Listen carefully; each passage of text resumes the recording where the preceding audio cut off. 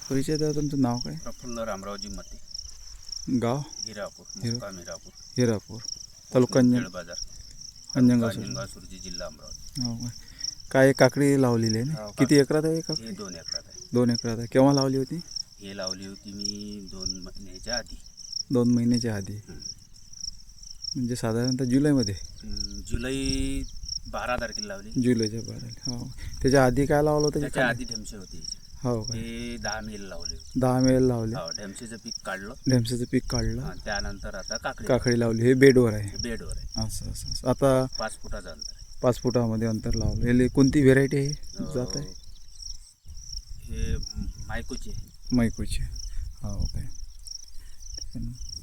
आता हिचा काय तोडा चालू आहे? तोडा चालू आहे. हां, हिचा म्हणजे लगभग 13वा तोडा आहे.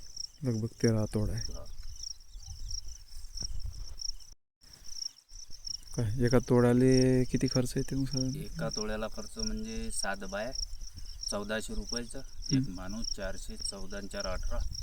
आपलं तर काही मजुरी धरून नाही राहिलो आपण. 2000 रुपये लगभग एका तोड्याचा खर्च आहे. 2000 रुपये का तोड्याचा?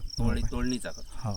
आणि एका तोड्याला किती निघते साधारण? एका तोड्याला मिनिमम 30 कट्टे म्हणजे 4 3 12 12 क्विंटल. 12 क्विंटल. आणि विकता कुठे समजा मग? अंजनगाव मार्केट? सुरजी मार्केट, अकोट मार्केट. म्हणजे असं कट हेच हा, रसमध्ये. आपलं मार्केटचं दिवस पाहून, कारण अंजनगाव सुरजी एक दिवस बंद येते गुरुवारला. हा. तर मग दर्यापूर घ्यायचं. हा. आपला तोडा बंद नाही ठेवायचा. कोणत्या प्रॉब्लेमनुसार आता दसऱ्याच्या विचारानं अंजनगाव बंद आला तर अकोट घ्यायचं. नाही, आता मग हे किती दिवसांत तोडा आहे ते तुमचा? तिसऱ्या समजा आज तोडला तिसऱ्या दिवशी. तर उद्याची गॅप द्यायची, परवाच्या दिवशी, परवा. असं कंटिन्यू. कंटिन्यू. आज 13 तोडे झाले म्हणते. हो काय?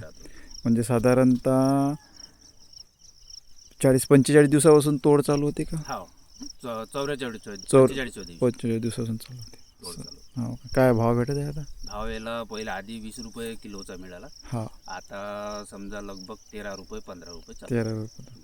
याच्यावर काय फवारणी खत वगैरे काय काय? आणि याला खत कोणतंच दिलं नाही. सर्व रासायनिक कोणतंच दिलं नाही. हा. ढेमसेला पण रासायनिक दिलं नव्हतं. हा. सर्व ऑर्गॅनिकच चालू आहे. हा. म्हणजे तुम्ही रासायनिक अजिबात वापरतच नाही? कमी? मी वापरत होतो आधी. हा. पण या वर्षीपासून मला काहीतरी वेगळं करायचं होतं. हा. उत्पादन कमी होईन बा, हा. पण तरी आपल्याला काही म्हणजे आपल्या कृषी विभागातून मार्गदर्शन मिळत गेले की आता आपण रासायनिक ऊन कमी करा, थोडा खर्च कमी केला तर आपल्याला वाचेल, नाही तर रासायनिकमध्ये काही वाचत नाही. हा. म्हणून मी याच्यावर लागलो ऑर्गॅनिक. याला ड्रिप. ड्रीपमधूनच तेही सोडतो ऑर्गॅनिक. हा. आणि स्प्रेइंगलाही तेच आहे. असं. यावर्षी म्हणजे मी शक्यतोवर हेच नाही घेतलं रासायनिक. म्हणजे ड्रिंचिंग वगैरे तुम्ही ड्रिपनंच ड्रिंचिंग पाणी वगैरे ड्रिपनं देत आहे? ड्रिपवर लावलेलं आहे. ड्रीपवर आहे. असं. याच्यावर काय मग खत वगैरे ते फवारणी वगैरे केली असेल ना तुम्ही? काय केलं? फवारणी हेच चालू आहे ना आपलं असं. बस. म्हणजे ऑर्गॅनिक, रासायनिक रासायनिक नाही. वापरत नाही. हो काय? रासायनिक जर इला असतं तर हे येदून बसली असती, बंद झाली. मोकळी झाली कारण पाऊस यंदा जास्त. पावसाळा जास्त असल्या कारण असं. त्या ऑर्गॅनिकमुळे टिकत आहे. म्हणजे अजूनही समजा मला 1 महिना साथ देते. अजून 1 महिना निघेल म्हणजे अजून किती तोड होईल असं वाटते तुम्हाला? अजून 7-8 तोडे नक्की. 7-8 नक्की तोडे होऊन जाते. किती रुपयापर्यंत उत्पन्न जाईल हे एकरी असं वाटते तुम्हाला? ते माझ्या अंदाज आहे आपला. 1 लाखापर्यंत तर गेली आहे ती. हा. तर पुढे जे होईल 50-60 हजार रुपये व्हायलाच पाहिजे.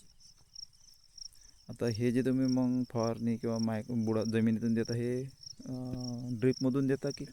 ड्रिप आहे. ड्रिंचिंगसाठी ड्रिपमधून, ड्रिंचिंगमध्ये ड्रिप, स्प्रेइंगसाठी आपलं फवारणी पंप. आता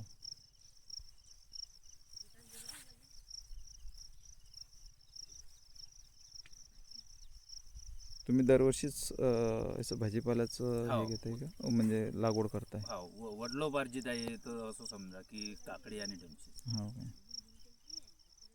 प्रेरणा कोणामुळे मिळाली तुम्हाला लागवड करावं, ऑर्गॅनिक करावं म्हणून? ऑर्गॅनिक करावं अशी ही प्रेरणा आपल्या कृषी विभागाच्या ऑफिसमधून वाट सर झाले, वानकडे सर झाले. यांनी म्हणजे वेळोवेळी असं मार्गदर्शन देत गेले की आपण रासायनिकवरून कमी यायचं आणि ऑर्गॅनिकवर यायचं. मग मला योगायोग डॉक्टर चंद्रसाहेबांची किटचा हे लागला मोबाईलवर.